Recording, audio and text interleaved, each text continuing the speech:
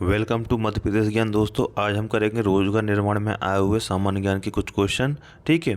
और यहाँ पर एनजीटी का पूरा नाम, फर्स्ट क्वेश्चन है, एनजीटी का पूरा नाम क्या है?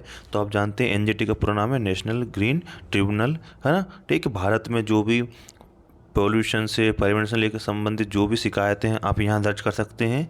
और इसको, है ना, एनजीटी को पूरा हक है, पूरा पावर है कि वो उस पर जुर्माना लगा सके, उसको साफ पर्यावरण से संबंधित मुद्दों को सोल्व कर सके। ठीक है। तो इसका हो गया 2010 में इसकी स्थापना हुई थी। तो एनजीटी का फुल फॉर्म हो गया option B, national green tribunal.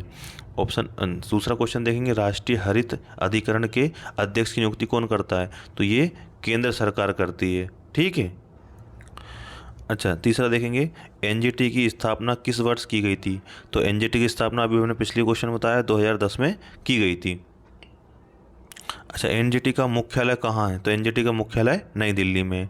पांचवा देखिए, विश्व में एनजीटी का गठन करने वाला प्रथम राष्ट्र कौन सा है? तो वो ऑस्ट्रेलिया है। छठवा देखिए, राष्ट्रीय हरित अधिकरण संबंधित है, तो किस संबंधित है? पर्यावरणीय कानून से संबंधित है ना। राष्ट्रीय हरित अधिकरण के प्रथम अध्यक्ष कौन से थे? ये लोकेश्वर सिंह पंत थे। ठीक।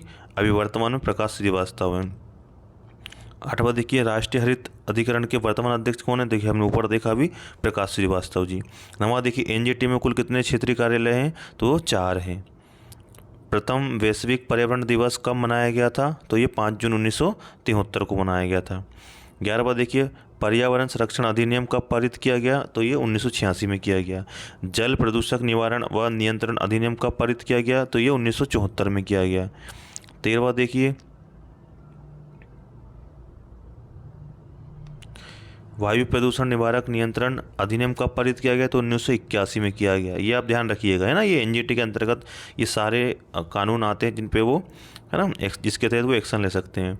एनजीटी के अध्यक्ष व सदस्य अपना त्यागपत्र किसे देते हैं? तो वो केंद्र सरकार को देते हैं। नियुक्ति भी केंद्र सरकार करती है और त्यागपत्र भी केंद्र सरकार को, है ना। राष्ट्रीय हरित न्यायाधिकरण क्या है? तो ये एक फास्ट ट्रैक कोर्ट है। ठीक है। तुरंत सुनवाई होती है यहाँ पर पर्यावरण से संबंधित मामलों पे।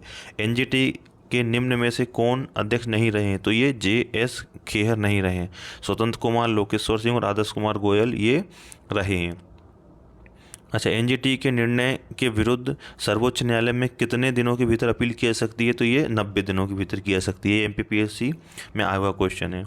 एनजीटी के को पर्यावरणीय संबंधी मुद्दों को कितने समय में निपटाना होता है? तो ये 6 माह में निपटाना होता है। अगला देखिए, एनजीटी अधिकतम कितने वर्षों की कारावास की सज़ा सुना सकता है? तो ये 3 वर्षों की सज़ा सुना सकता है।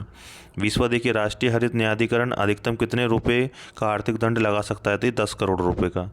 21वां देखिए, एनजीटी किस मंत्रालय से संबंधित? तो एनजीटी पर्यावरण मंत्रालय से संबंधित है ना। 22वां देखिए, मध्य प्रदेश की किस जिले में राष्ट्रीय हरित न्यायाधिकरण का क्षेत्रीय कार्यालय है? तो ये भोपाल में है, राजधानी में। 23वां देखिए, एनजीटी में अधिकतम कितने सदस्यों के प्रावधान है? तो ये 20। 24वां देखिए, राष्ट्रीय हरित न्यायाधिकरण की प्रकृति किस प्रकार की है? तो देखिए, संवैधानिक तो है नहीं, है ना। ठीक है। और वैधानिक, संविधातर, इसमें से कोई नहीं, तो वैधानिक और सांविधिक है ना। ठीक। अगला देखिए 25वां, एनजीटी के अध्यक्ष की नियुक्ति केंद्र सरकार के द्वारा किसके परामर्श से की जा सकती है, की जाती है? तो ये सर्वोच्च न्यायालय के मुख्य न्यायाधीश के परामर्श से की जाती है। तो सा इसका राइट आंसर होगा। 26 देखिए, एनजीटी कितने कानून के तहत नागरिक मामलों की सुनवाई कर सकता है? तो ये 7। ठीक है ना। जो आपको मैंने बताया था कि ये जो पर्यावरण संरक्षण अधिनियम 1986, है ना, वायु संरक्षण, जल संरक्षण, ये सब अधिनियम, है ना, टोटल 7 अधिनियम है। निम्न में से किस स्थान पर एनजीटी का क्षेत्रीय कार्यालय नहीं है? तो ये कोच्चि में नहीं है, भोपाल, चेन्नई और पुणे में तो है।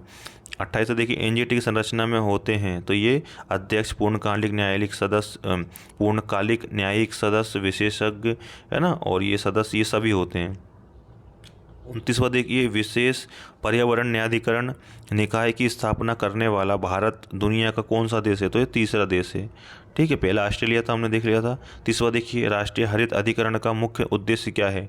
तो ये मुख्य उद्देश्य पर्यावरण से संबंधित मामलों का तीव्र निपटान करना। 31वें देखिए, राष्ट्रीय हरित न्यायाधिकरण की स्थापना किस धारा के तहत की गई है? तो ये धारा 3 के तहत की गई है। 32वां देखिए, एनजीटी को किस न्यायालय का दर्जा दिया गया है? तो एनजीटी को इसमें से किसी भी न्यायालय का दर्जा नहीं दिया गया है। ठीक है। ठीक है, ये एक सांविधिक बॉडी है। एनजीटी द्वारा लगाए जाने वाले जुर्माने से संबंधित सही विकल्प को चुनिए। व्यक्तिगत तौर पर 10 करोड़ रुपए, कंपनी पर 25 करोड़ रुपए, उपरोक्त दोनों, तो ये दोनों हैं, है ना। ठीक है, व्यक्तिगत तौर पर 10 करोड़ रुपए और कंपनी के तौर पर 25 करोड़ रुपए का जुर्माना लगा सकती है एनजीटी, बिल्कुल सही है। एनजीटी की किस धारा के तहत न्यायाधिकरण के निर्णयों के विरुद्ध अपील सीधे भारत के सर्वोच्च न्यायालय में की जा सकती है? तो ये धारा 22 के तहत। ठीक है, अगला देखिए, निम्न में से कौन एनजीटी का अध्यक्ष व न्यायिक सदस्य होता है? तो ये कौन होता है? उच्च न्यायालय का मुख्य न्यायाधीश और उच्चतम न्यायालय का न्यायाधीश, ये दोनों होते हैं। 36वां देखिए, निम्नलिखित में से क्या जैव अपघटनीय है? तो ये जैव अपघटनीय पेपर है, बाकी सब है ना बहुत ही हार्मफुल है और अविघटनीय है। 37वां देखिए, अधिकांश ओजोन गैस लगभग 90% किस वायुमंडलीय परत में स्थित होती है? तो ये समताप मंडल में स्थित होती है ना। निम्नलिखित में से कौन सा पर्यावरण घटक एक जैव घटक है? तो ये हरित पौधे हैं, ऑप्शन द राइट आंसर है। 39 में देखिए, पर ऑक्सी एसिटिल नाइट्रेट क्या है? तो ये गौण प्रदूषक है। ठीक है, एक प्राथमिक होता है, गौण होता है। प्राथमिक में जो ओरिजिनली होता है, और गौण मतलब जो दो कंपोनेंट से, दो गैसों से या फिर दो है ना एलिमेंट से मिलकर बनता है। 40वां देखिए, कोयला, पेट्रोल, डीजल आदि का दहन किसका मूल स्रोत है? ये वायु प्रदूषण का मूल स्रोत है। 41वां देखिए, धुएं तथा कोहरे से बनी वातावरण की मोटी कोहरे की परत क्या कहलाती है? तो ये स्मॉग कहलाती है, ऑप्शन बी राइट आंसर है।